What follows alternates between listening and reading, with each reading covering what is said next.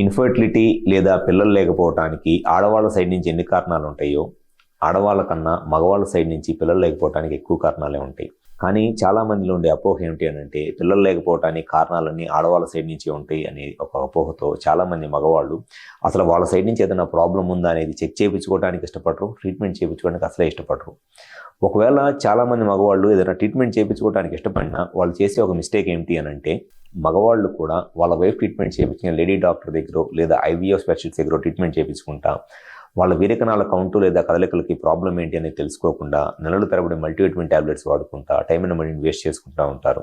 So ఎవరిలో అయితే ఈ పిల్లలు లేక బాధపడుతున్నారో అటువంటి దంపతులలో వాళ్ళు చేసే కామన్ మిస్టేక్ ఏంటి అని అంటే, మగవాళ్ళు కూడా వాళ్ళ వైఫ్ ట్రీట్మెంట్ చేయించిన లేడీ డాక్టర్ దగ్గర ఐవీఎఫ్ స్పెషలిస్ట్ దగ్గర ట్రీట్మెంట్ చేయించుకోవడం.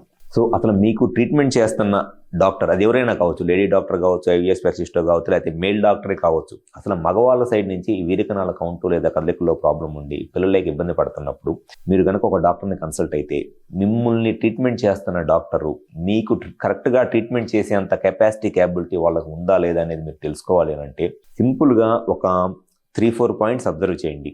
ఎప్పుడైనా సరే మగవాళ్ళ సైడ్ నుంచి ఈ వీరకణాల కౌంటు లేదా కదలికల్లో ప్రాబ్లం ఉన్నప్పుడు ఫస్ట్ డాక్టర్ని కన్సల్ట్ అయినప్పుడు వాళ్ళకి ఒక ప్రాపర్ హిస్టరీ తీసుకోవాలి. మ్యారేజ్ అయ్యి ఎన్ని సంవత్సరాలు అయింది, పిల్లల కోసం ఎన్ని సంవత్సరాల నుంచి ట్రై చేస్తున్నారు, అండ్ దాంతోపాటు సెక్షువల్గా ఏదైనా ప్రాబ్లమ్స్ ఉన్నాయా, అండ్ సెక్షువల్గా రెగ్యులర్గా కలుస్తున్నారా, ఫర్టిలిటీలో రెగ్యులర్గా కలుస్తున్నారా అనేది కంపల్సరీగా పేషెంట్ సైడ్ నుంచి హిస్టరీ తీసుకోవాలి.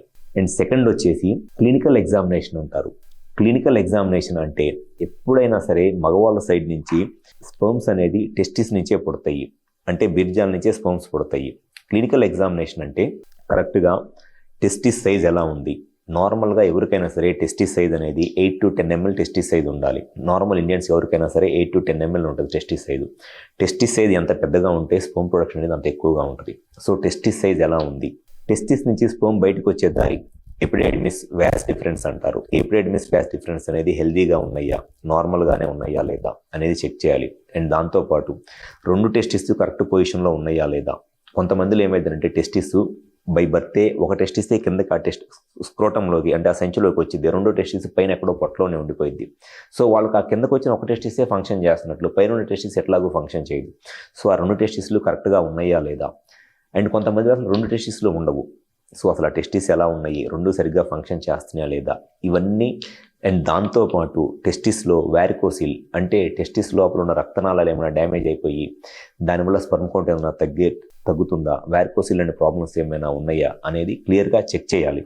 ఇవన్నీ ఎప్పుడు తెలుస్తాయి అని అంటే ఏ టెస్టుల మీద ఆధారపడితేనో తెలియవు. జస్ట్ క్లినికల్ ఎగ్జామినేషన్ అంటే పేషెంట్ డాక్టర్ దగ్గరికి వచ్చినప్పుడు ఒక ప్రాపర్ హిస్టరీ తీసుకొని వాళ్ళకి మ్యారేజ్ ఎన్ని ఇయర్స్ అయింది, సెక్షువల్ లైఫ్ ఎలా ఉంది, రెగ్యులర్గా కలుస్తున్నారు లేదా అని ప్రాపర్ హిస్టరీ తీసుకొని నెక్స్ట్ పేషెంట్ని క్లినికల్ ఎగ్జామినేషన్ చేయాలి.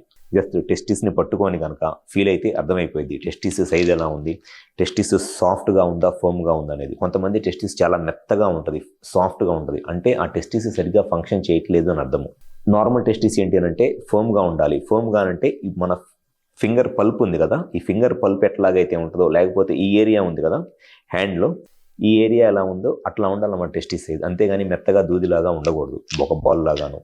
సో టెస్టిస్ ఫర్మ్గా ఉందా, సాఫ్ట్గా ఉందా, టెస్టిస్ సైజ్ ఎలా ఉంది, ఇన్ఫెక్షన్స్ ఏమైనా ఉన్నాయా, వ్యారికోసిల్ ప్రాబ్లం ఏమైనా ఉందా, అండ్ ఎపిడెడిమిస్ ఎలా ఉంది, ఇవన్నీ క్లినికల్ ఎగ్జామినేషన్ చేస్తేనే తెలిసిద్ది. సో ఈ proper clinical examination and proper history ఎప్పుడు తెలిసిద్ది అని అంటే ఒక ఆండ్రాలజిస్ట్ని కలిస్తేనే తెలిసిద్ది. కానీ మగవాళ్ళు చేసే మిస్టేక్ ఏమిటి అని అంటే, మగవాళ్ళు కూడా వాళ్ళ వైఫ్ ట్రీట్మెంట్ చేయించిన లేడీ డాక్టర్ దగ్గర ఐవీఎఫ్ స్పెషలిస్ట్ దగ్గర ట్రీట్మెంట్ చేయించుకుంటా అవసరమైన టెస్టులు అవసరమైన టెస్టులు చేయించుకుంటా నెలల తరబడి మల్టీవిటమిన్ టాబ్లెట్స్ వాడుకుంటా టైం అండ్ మనీని వేస్ట్ చేసుకుంటారు. జస్ట్ ఒక ఆండ్రాలజిస్ట్ని కనుక కన్సల్ట్ అయినట్లయితే నేను చెప్పిన హిస్టరీ కరెక్ట్గా తీసుకుంటారు. అండ్ దాంతోపాటు ఈ క్లినికల్ ఎగ్జామినేషన్ అనేది కరెక్ట్గా చేస్తారు. కాబట్టి మ్యాక్సిమం ఇన్ఫర్మేషన్ ఈ స్పర్మ్ కౌంట్లో ప్రాబ్లం ఉండటానికి ఏంటి అనేది ఆ క్లినికల్ ఎగ్జామినేషన్లోనే తెలిసిపోయింది.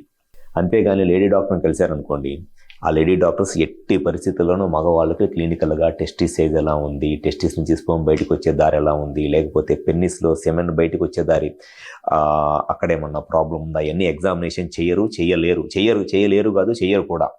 ఒకవేళ వాళ్ళు చేస్తాను అన్నా ఈ మగవాళ్ళు చేయించుకోరు లేడీ డాక్టర్తో. అదే ఒక ఆండ్రాలజిస్ట్ని కలిశారనుకోండి, డెఫినెట్గా ఆండ్రాలజిస్ట్ అనేది క్లినికల్ ఎగ్జామినేషన్ చేస్తారు.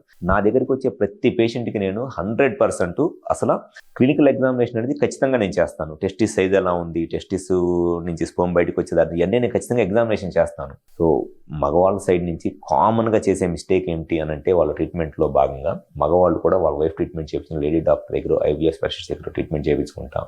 వాళ్ళ కౌంట్కి లేకపోతే కదలికలకి తక్కువగా ఉండడానికి కారణం ఏంటో తెలుసుకోకుండా, అసలు వాళ్ళకి ప్రాబ్లం ఎందుకు వచ్చింది అనేది కూడా అర్థం చేసుకోకుండా, నెలల తరబడి మల్టీవిటమిన్ ట్యాబ్లెట్స్ వాడుకుంటా టైం అండ్ మనీని వేస్ట్ చేసుకుంటూ ఉంటున్నారు. సో మీరు ట్రీట్మెంట్ చేయించుకునే డాక్టరు మీకు కరెక్ట్గా ట్రీట్మెంట్ చేయగలరా లేదా అనేది తెలుసుకోవాలి ఫస్ట్. ఎందుకంటే మీరు కరెక్ట్గా ట్రీట్మెంట్ చేయించుకుంటేనే కౌంట్ పెరిగిద్ది, అంతేగాని ఏదో మల్టీవిటమిన్ ట్యాబ్లెట్స్ వాడుకోవడం వల్ల మీకు జస్ట్ టైం పాస్ అయింది అంతే తప్పితే ఎటువంటి ఉపయోగం ఉండదు. సో మగవాళ్ళ సైడ్ నుంచి ఈ స్పర్మ్ కౌంట్కి సంబంధించి ఎటువంటి సమస్యలు ఉన్నా, ఒకవేళ మా హాస్పిటల్లో కనుక కన్సల్ట్ అవ్వాలి అనుకుంటే మాకు విజయవాడ, వైజాగ్, రాజమండ్రి, నెల్లూరు మరియు కర్నూలులో బ్రాంచెస్ ఉన్నాయి. ఈ 5 ప్లేసులు ఎక్కడైనా సరే వచ్చి హాస్పిటల్లో కన్సల్ట్ అవ్వండి. గ్యారంటీగా మీ సైడ్ నుంచి స్పర్మ్ కౌంట్ రిలేటెడ్గా ఏ ఇష్యూస్ ఉన్నా సరే దానికి గ్యారంటీగా నేను విత్ ఎవిడెన్స్ క్లినికల్ ఎగ్జామినేషన్ చేసి అన్నీ చెప్తాను. డెఫినెట్గా మీకు దాన్ని బట్టి మీకు ట్రీట్మెంట్ ఆప్షన్స్ అనేవి చెప్పడం జరుగుతుంది. మ్యాక్సిమం మీ స్పర్మ్ కౌంట్ ఇంప్రూవ్ అయ్యి న్యాచురల్గా ప్రెగ్నెన్సీ రావడానికి చాలా ఎక్కువ అవకాశాలు ఉంటాయి. Thank you.